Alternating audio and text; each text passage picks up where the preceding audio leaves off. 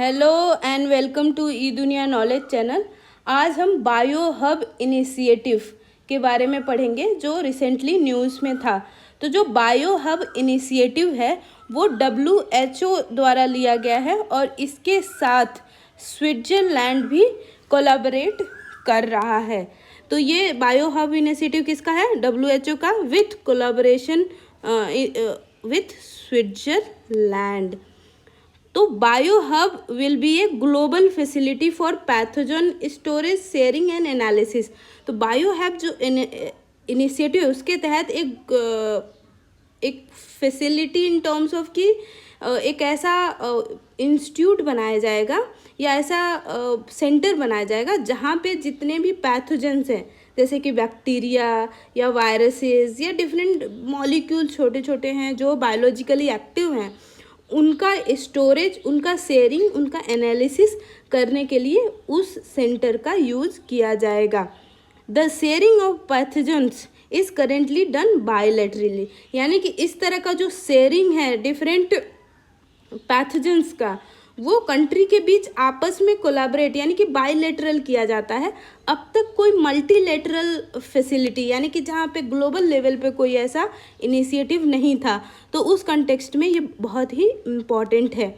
और इसको WHO जो है वो चाहता है कि इसको एक्सपेडाइट करके जल्दी से किया जाए, क्योंकि अभी जो कोरोना का क्राइसिस है उसमें हमने देखा कहीं ना कहीं हम वायरस स्टडी का लैकिंग देखा गया है ग्लोबल लेवल पे, और उसको एड्रेस करने के लिए कहीं ना कहीं ये बायो हब इनिशिएटिव बहुत ही काम करेगा या फ्यूचर कोई पैंडमिक रोकने के लिए ये हेल्पफुल रहेगा।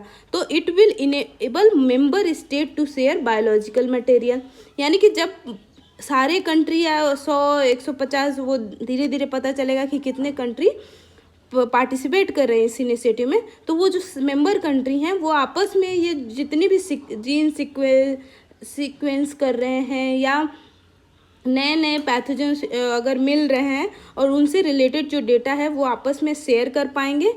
और इसमें क्या होगा, एक प्री एग्रीड कंडीशन होगा कि किस तरह से शेयर होगा और फिर किस तरह से डेटा शेयर किए जाएंगे, उसके लिए क्या बायो सेफ्टी होगा, बायो सिक्योरिटी क्या होगा, और जो रेगुलेशन है वो किस प्रकार का होगा। ये सारे जो एग्रीमेंट रिलेटेड प्रोसेस है वो बायो हब के अंदर पहले से रहेगा कि जब भी कंट्री कोई उसका मेंबर बने तो आपस में वो एक ही फॉर्मेट में डेटा को शेयर कर पाए विथ ऑल सिक्योरिटी।